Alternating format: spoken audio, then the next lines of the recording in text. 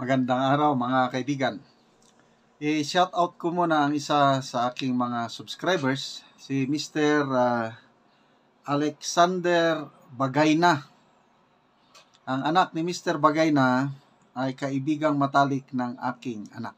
So, salamat Mr. Alexander Bagayna sa inyong panonood.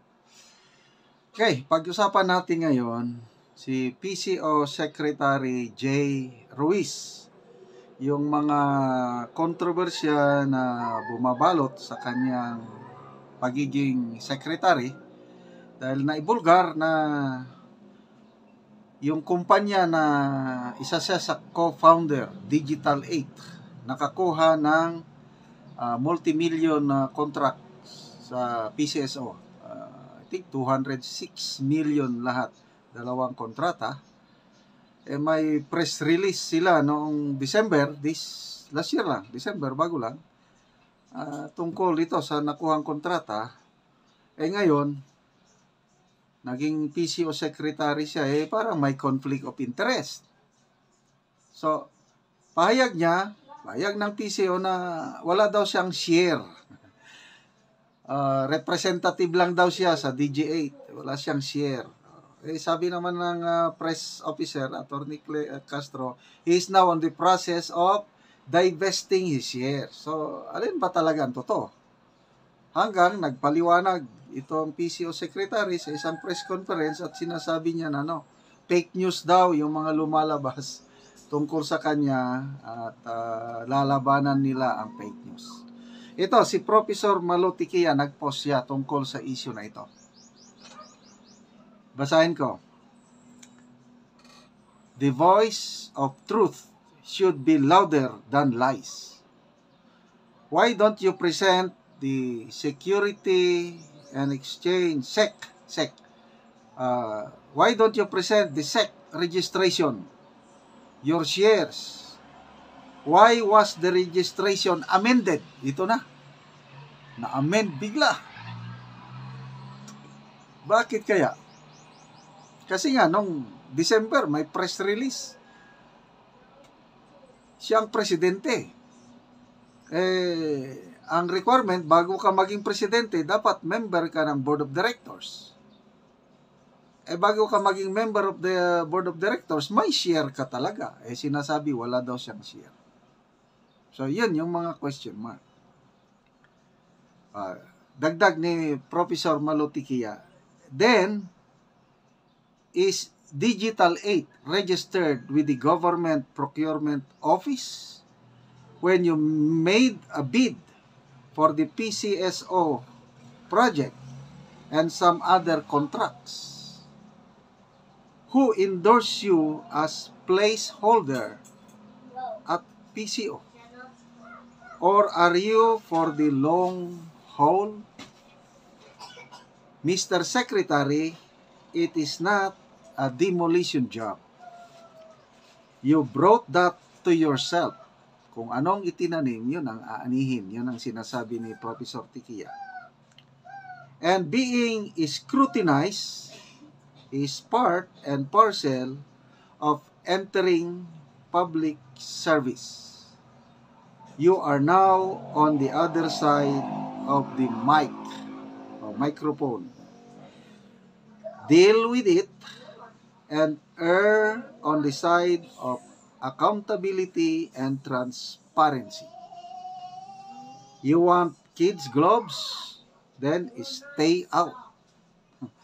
Kasi dati, nasa labas pa siya, nasa media, siya yung, alam mo na, ang role ng media man, taga-batikos, taga-expose. So siya ngayon ang nababatikos. Kung ayaw niyang mabatikos, stay out of government. Ganun lang kasimple. Ito yung sinasabi ni Professor Tikia. Lies, sabi niya. Really? Are you, or you are using the label fake news as a cover for what you do not want to do? Being transparent? Being accountable? Divest.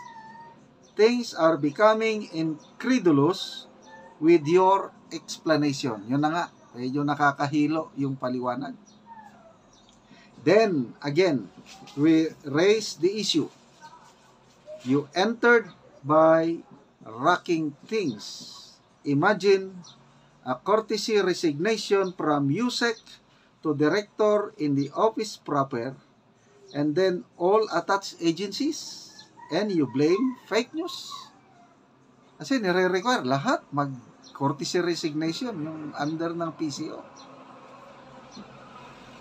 Rise up. Don't make it a marketplace. So, nahimong PCO, may nabasa akong comment. Palengke Communication Office ang PCO. So, let's read comments.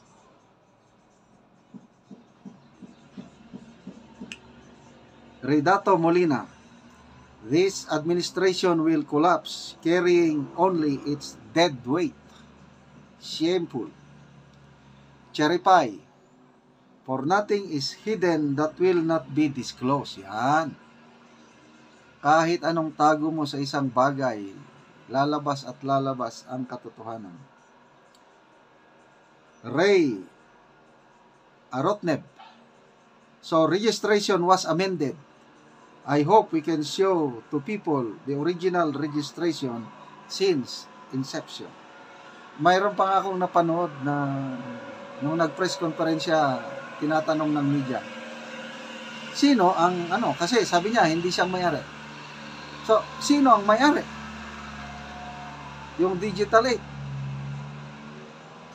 Babanggitin niya na sana eh. Kailang biglang natigilan na paki-check nyo na lang sa SEC. Inulit na naman ng reporter. Paki-check nyo. Ayaw niyang bagitin sino ang may-ari ng Digital 8. Bakit? F. Jose Patricio, sabi niya, the press release when the contract was signed indicated that the secretary was the president of Digital. Correct.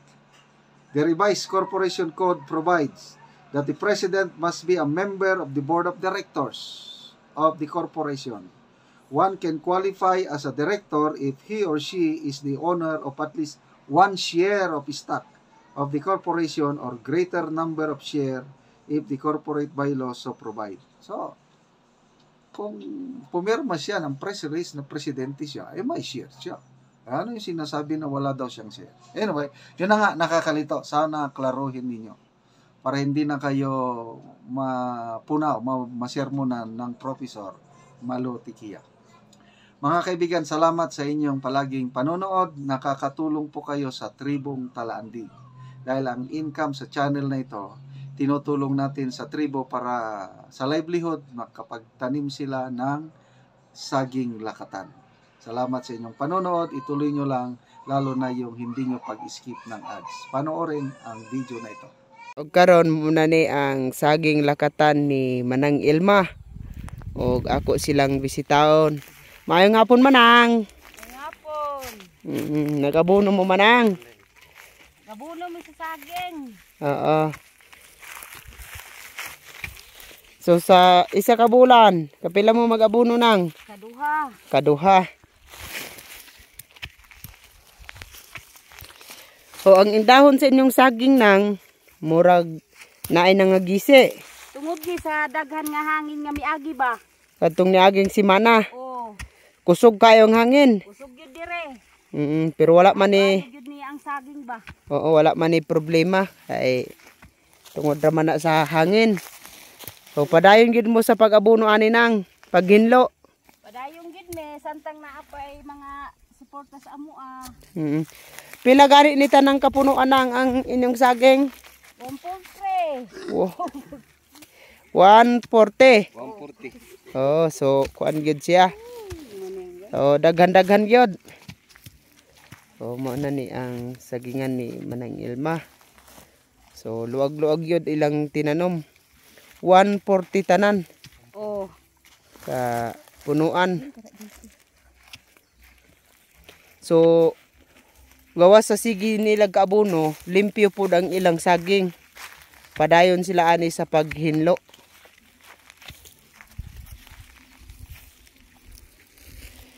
Nang bahin sa padayon sa pagsuporta sa abono, sa pagsuporta sa puradan nga magamit nato sa saging, unsa man ang inyong maistorya? Sa una among pasalamatan ang Ginoo gyud. Oo. Kay ug walay tawo iyang gigiyahan nga magtabang sa amua. Karon di nami makatanom og saging. Pero naa may gigiyahan sa Ginoo nga tawo nga magtabang sa amua gusa nakatanom na mig saging. Salamatan gyud namo ang nagtan-aw pud sa YouTube ug naghatag sa amo og abono. Diya ra gyud. Sige, salamat sa kuan kay ang among anak ug maka-harvest nami aning lakatan. So makapadayon mi makagpa-eskwela sa among anak ug mahawas pud mi sa kalisod kay namunga naman among saging. Luwas nami sa pangkinalan sa mga bata ug sa mga gamit nila, makapalit nami kay daghan naman ni among saging ug maka-harvest nami. Kung mamunga na maka-harvest na mawas na sa kalisod. Mawas nami sa kalisod. Wa nay problema kay naa nami among panggasto sa among mga anak. Oo, sige manang, salamat. Sige, salamat.